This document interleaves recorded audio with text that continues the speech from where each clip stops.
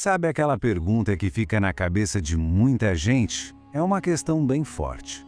Se a promessa é que vamos receber o que for pedido, por que parece que tantas orações simplesmente ecoam no vazio? É sobre isso que vamos conversar hoje.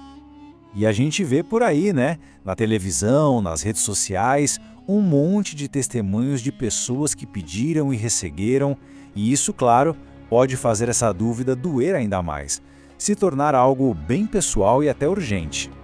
E olha só, isso aqui não é uma sugestão qualquer, não é um talvez. É apresentado como uma verdadeira lei espiritual dita pelo próprio Jesus. É aqui que a coisa fica muito interessante. Existe uma diferença gigante entre as palavras humanas e as palavras de Jesus.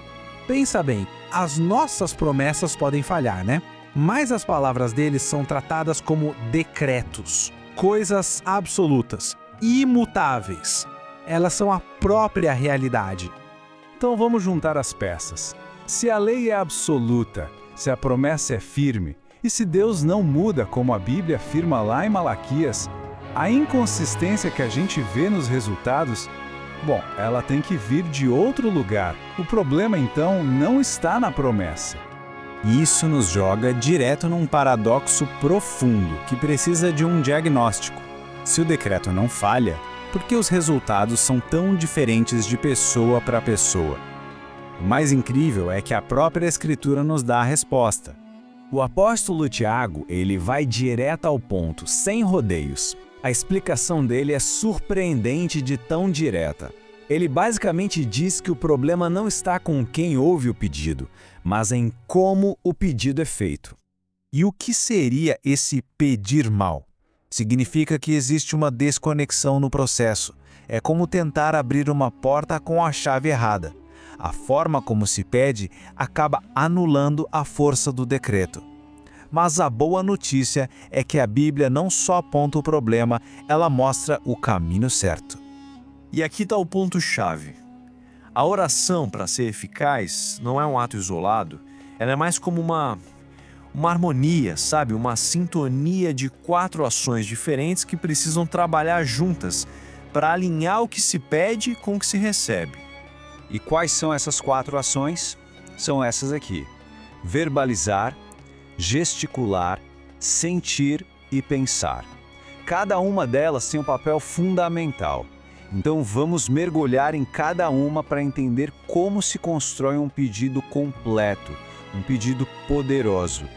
E a gente começa, claro, pela primeira, a verbalização.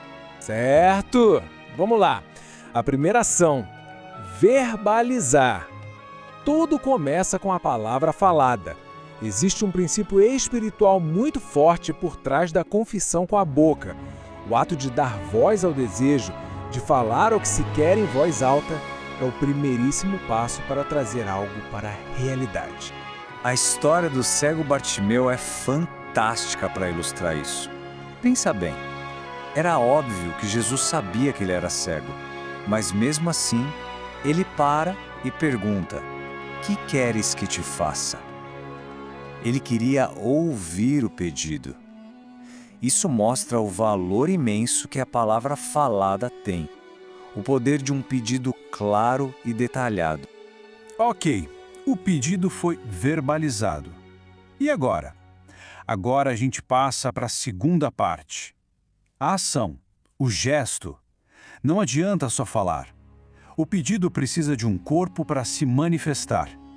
Nossos gestos, nossas atitudes do dia a dia, tudo isso tem que estar na mesma sintonia do que foi pedido. É uma dança, precisa de sincronia.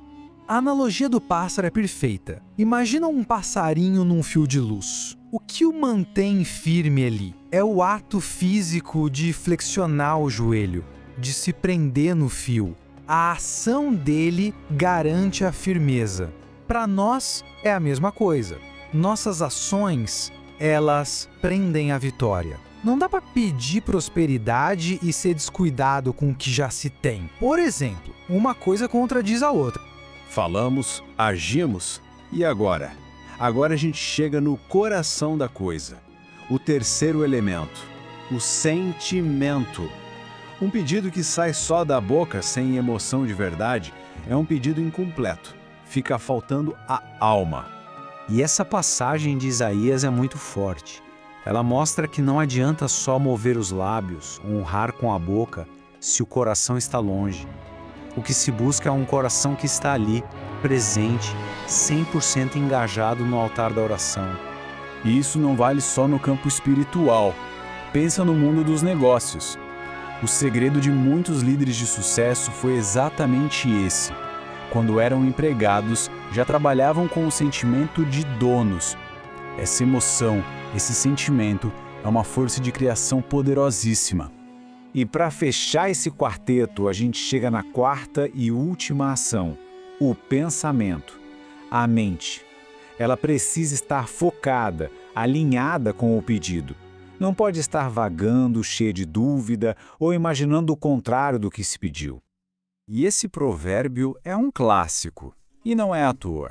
Filósofos, pensadores, gente de todo tipo de ideologia concorda com isso.